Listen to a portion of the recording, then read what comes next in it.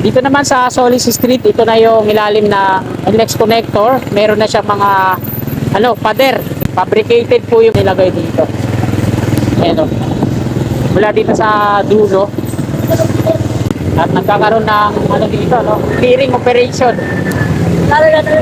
DPS Manila na naman. Yung mga obstruction ng mga tricycle dito.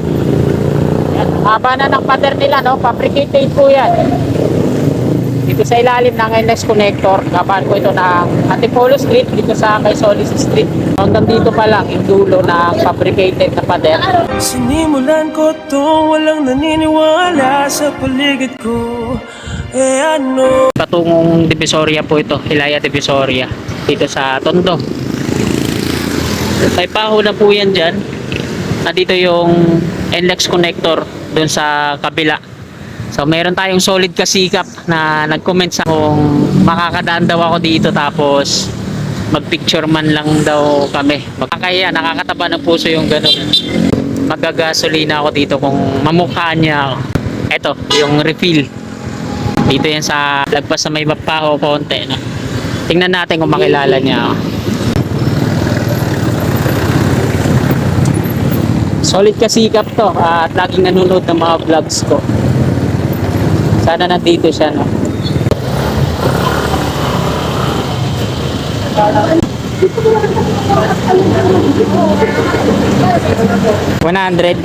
Ah.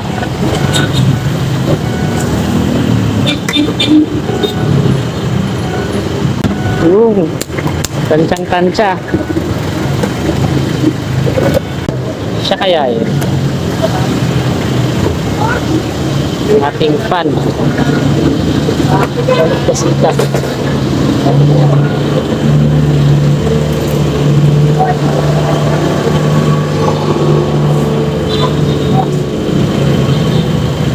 Salamat po. Baka siya nga yun, kasi panay tingin sa akin. Baka di lang ako nakilala.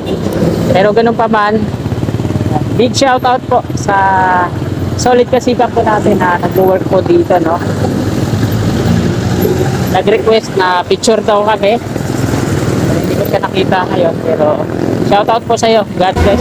Dito po tayo ngayon sa Hermosa Street. Ito yung NLEX connector pagawing kanan, palabas ng Solis Street. Ito naman yung patungo dun sa City Road, Caloocan Interchange. So tatry natin na pumasok dito kung padadaanin tayo.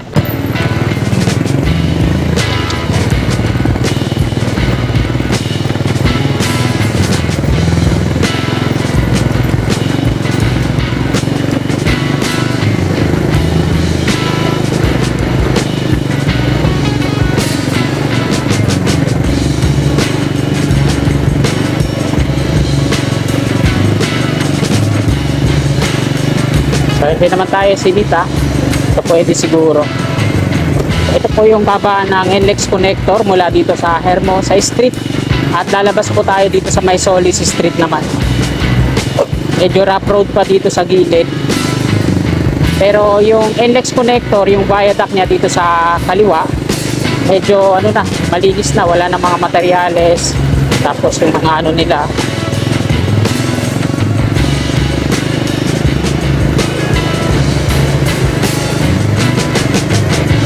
So, ito yung time na nakadaan ulit tayo dito.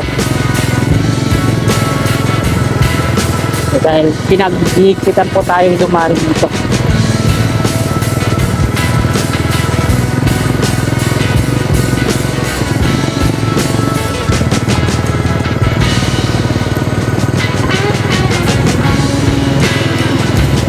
Ito mga kababayan. So, ito po yung ilalim niya. Malinis na sa mga tsaka patag na siya, Ito yung unang pagkakataon na may share ko sa inyo. May papakita ako ulit sa kabila na mahabang panahon na hindi tayo nakadaan dito. Ito na pong muli. At dito naman sa kanan yung istasyon ng PNR Solis Station. Ayan o. May quick din po dyan. Sa best na akong kamuntikan, kupiskahin yung ano ko ng gwardiya yan sa may Solis Station. At eto na, palabas na po tayo dito sa Solis Street naman. Nakakadaan na pala, no?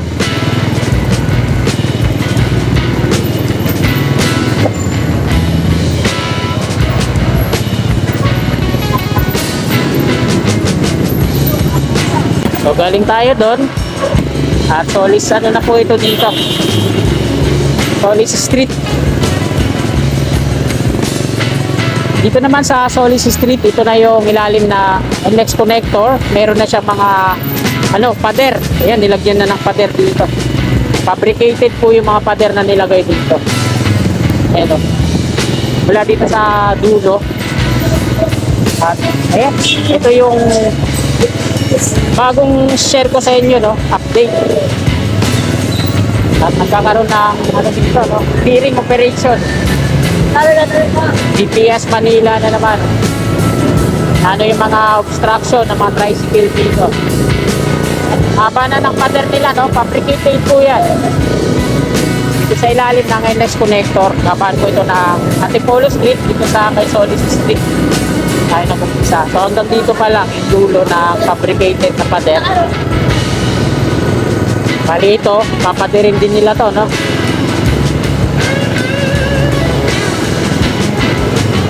Shoutout po sa mga kababayan natin sa ibang bansa, mga OFW. Luzon, Visayas, Mindanao, shoutout po sa inyo. At sa mga solid kasikap, ayan, magandang umaga po sa inyo. Doon nga sa dulo, no? Nilagyan na nila ng mga fabricated na pader. Ito na lang yung part na to, palabas ng Abad Santos, yung hindi pa nila na papader. So, steel matting po yung nakabakod dito. Kumpara doon sa dulo, no? Talagang pader. Tapos yung kanal, medyo malinis na kasi di na nakakapagtapon yung iba nating mga kababayan ng basura. Palabas na po tayo ng Abad Santos Avenue dun sa unahan. Titingnan natin, tapos babaybayin natin hanggang dun sa may Blooming Treat. Tapos Dimasalang at palabas tayo ng Espanya Boulevard. Ayan po yung update natin ngayon. So tara, let's go! Liwanagin ko lang po, ito po ay NLEX connector. Section 1 pa po ito, no? Mula C3 Caloocan hanggang dito sa Espanya Boulevard yung i-update natin. Pusa tayo dito sa may Hermosa Street. Lumabas tayo dito sa may Solis Street. At patungo tayo ng Espanya Boulevard. Doon tayo mag-end ang ating vlog.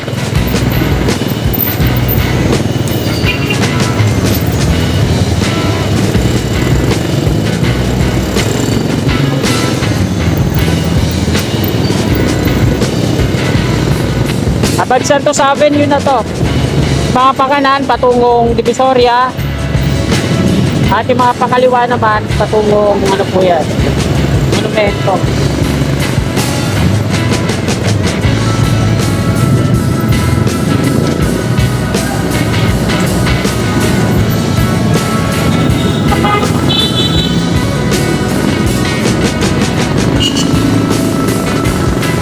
Labo-labo na, no? Nakatawid na po tayo sa Abad Santos Avenue. Ayan, patungong Wilaya Divisoria. Tapos Tondo. Tapos dito naman, papuntang Monumento po yan. Yan sa tawid, yung last update natin na ginagawang malaking poste, yung pedestal. Pedestal pala ng NGCP yan. Ayan, sa ngayon, ayan na yung itsura niya, no? Galing tayo dun sa Solis. Antipolo Street po ito, no? Rail track na ang PNR, NCR. Ayan yung patungong Tutuban doon. Dire-diretso doon pakaliwa. So, Blooming Treat na po yan dyan. At nasa ilalim po tayo ng NLEX connector dito sa may Blooming Treat. Dire-diretsoin natin yan patungo doon sa LRT1. Tapos sa PNR station ng Blooming Treat. Tapos dadan tayo sa Antipolo Street ulit. Sa ilalim, dire-diretso tayo doon sa may Dimasalang. So tara, let's go! Malinis na dito, no? At nakakadaan na yung mga jeepney patagos din sa Rizal Avenue wala dito sa Abad Santos Avenue.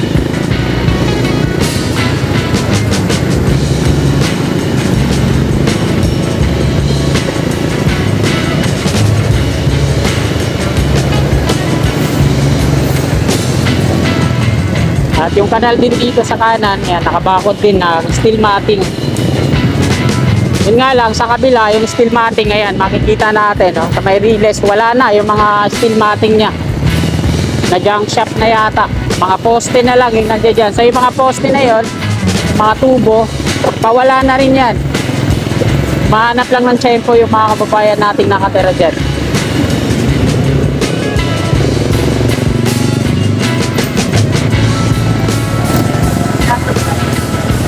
Grabe. Dami mga ano dyan, nakatira na mga dwellers. Diretso tayo.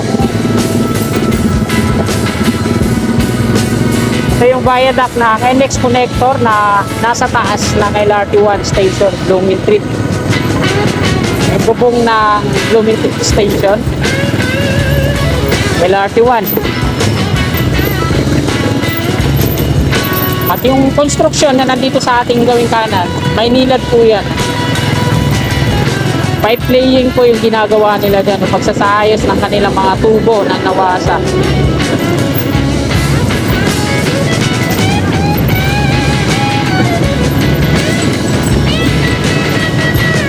Lumikrit papuntang Chinese General. At dito tayo mag-U-turn. Ano na po tayo dito? Nasa LRT1 station po tayo na Blooming Street. At ito naman yung PNR station.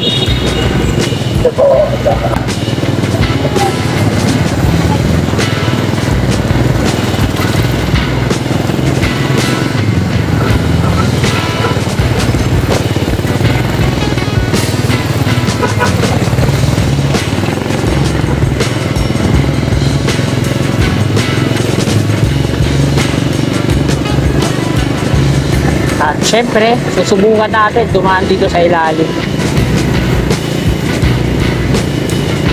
Dito tayo dadaan sa viaduct ng NX connector.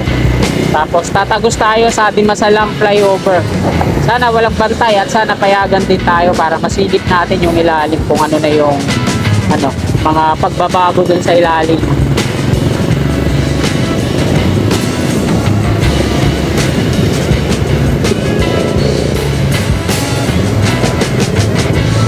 Yan, nandito na tayo. At kakanan tayo dito.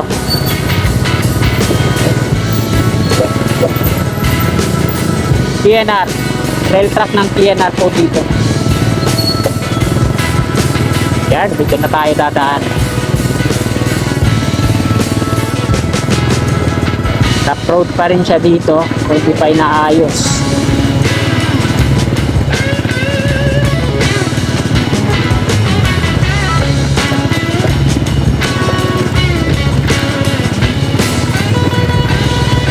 Grabe yung motor ko, matalibog.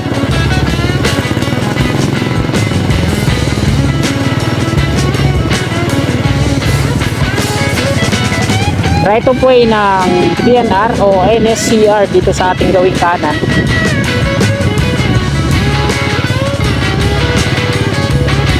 At Dimasalang flyover na po yung nasa unahan natin.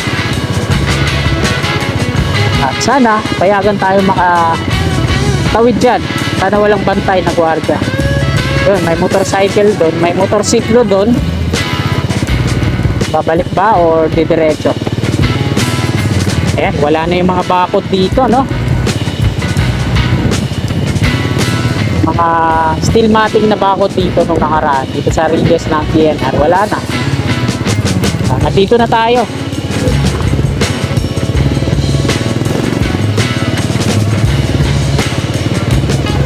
Dito na po tayo makasikap sa may Dimasalang flyover. Ayan, patungo doon sa La Loma. At ito naman patungong Gangwak, patungong Manila.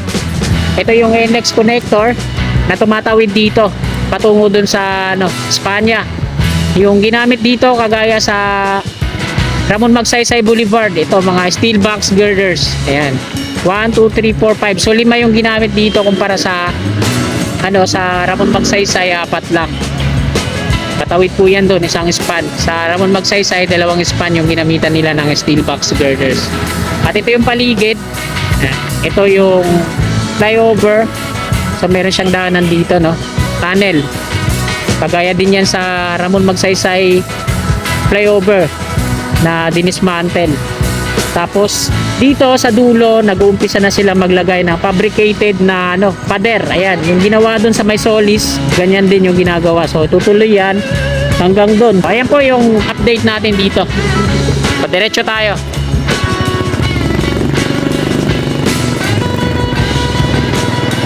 Yun lang. Merong tali. May nakaharap. Yan, may mga hukay na rin dito, no? Pang dito sila maglalatag ng pader. Ito, elera doon, may mga hukay na. So, bawal naman tayo dumaan dyan.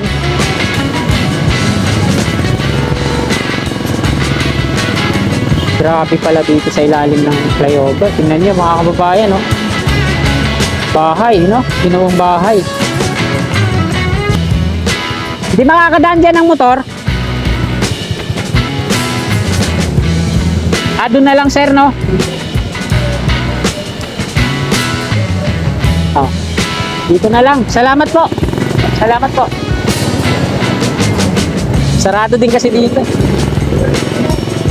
Salamat po sir, ha. Hindi tayo makakadaan. May tali na nakaharang at dito daw na tayo dumaan.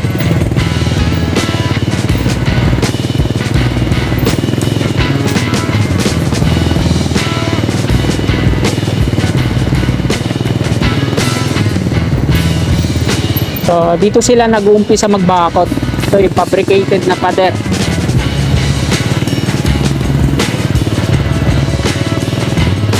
Ayan.